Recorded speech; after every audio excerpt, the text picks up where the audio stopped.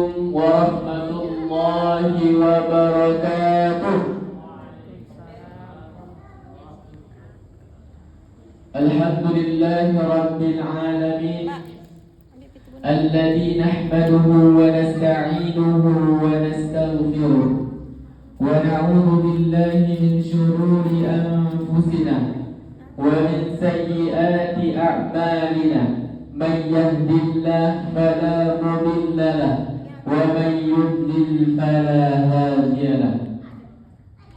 أشهد أن لا إله إلا الله وأشهد أن محمدا عبده ورسوله لا نبي بعده. أما بعد. Yang terhormat Bapak Pengurus Musholah Al-Karim dan yang terhormat Bapak-bapak, ibu-ibu jamaah tarawih yang hadir pada malam hari ini. Selanjutnya kakak-kakak, adik-adik dan yang seperjuangan dengan saya yang insyaallah dirahmati oleh Allah. Amin ya rabbal alamin. Pada saat yang mulia ini izinkan saya untuk memperkenalkan diri. Nama Yoges Durmanta, kelas 9. Saat ini saya sedang menjalankan tugas dakwah dari pesantren dalam rangka mensyiarkan dan memperkenalkan pondok pesantren kami. Saya merupakan santri yang sedang menempuh pendidikan di pondok pesantren Tahfiz Al-Quran Al-Mumtaz Muhammadiyah Kota Solo yang beralamat di Jalan Sawah Parampah, Kelurahan Kampung Jawa, Kecamatan Tanjung Harapan, Kota Solo.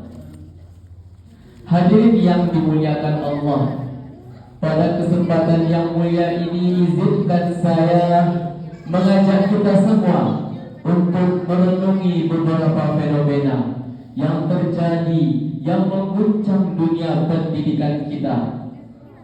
Pertama, peristiwa pengeroyokan terhadap seorang guru di Jambi. Guru yang seharusnya dihormati sebagai pendidik dan orang tua kedua di sekolah justru menjadi korban kekerasan, hadirin. Kedua, kepala sekolah yang dikeluarkan karena menegur siswa. Yang ketiga, guru yang dikeluarkan karena memotong rambut siswa demi menegakkan kedisiplinan. Hal ini menunjukkan adanya ketimpangan dalam memandang peran guru. Ketika guru bersikap tegas demi adab dan aturan, justru ia yang disalahkan. Maka dari itu hadirin, pada kesempatan yang mulia ini saya akan menyampaikan sebuah ceramah yang berjudul Darurat Akhlak di Dunia Pendidikan Indonesia. Hadirin yang dirahmati Allah, pendidikan adalah jalan mulia dalam membentuk manusia seutuhnya. Di dalamnya tidak hanya diajarkan membaca, menulis dan berhitung, tetapi juga diajarkan bagaimana bersikap, bertutur kata, dan menghormati sesama. Karena ilmu tanpa adab akan kehilangan arah, dan kecerdasan tanpa akhlak akan kehilangan makna. Namun hari ini kita dihadapkan pada sebuah kenyataan yang patut kita renungkan bersama.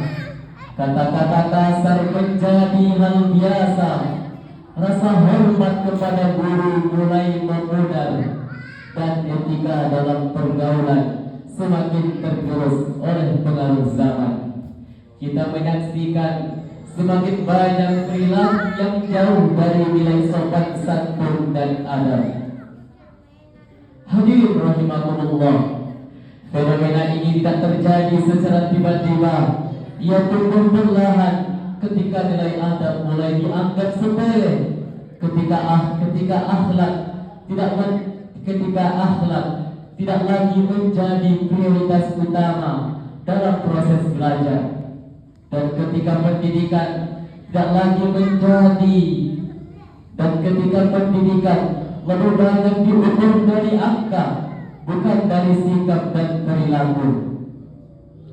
Pendidikan sejatinya bukan hanya tentang transfer ilmu pengetahuan, tetapi juga tentang pembentukan akhlak dan moral.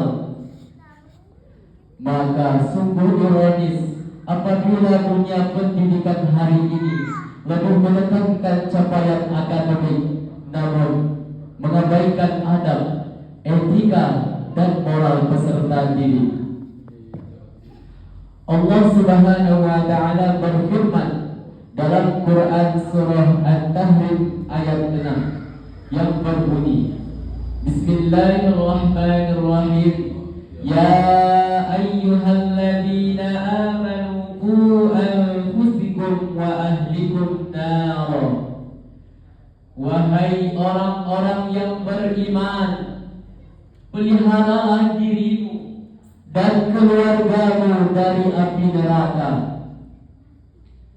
Ayat ini mengandung pesan kuat bahwa tanggung jawab pendidikan akhlak tidak hanya berada di sekolah, tetapi juga di pundak orang tua dan lingkungan masyarakat secara keseluruhan. Hadirin yang dimuliakan Allah, Rasulullah bersabda, sesungguhnya aku diutus hanyalah untuk menyempurnakan akhlak yang mulia. Hadis riwayat Ahmad. Hadis ini menjadi landasan bahwa misi utama kerasulan Nabi Muhammad adalah perbaikan akhlak.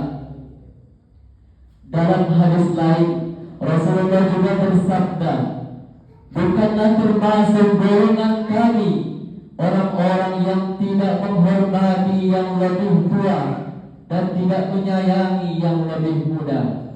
Hadis riwayat Tirmizi.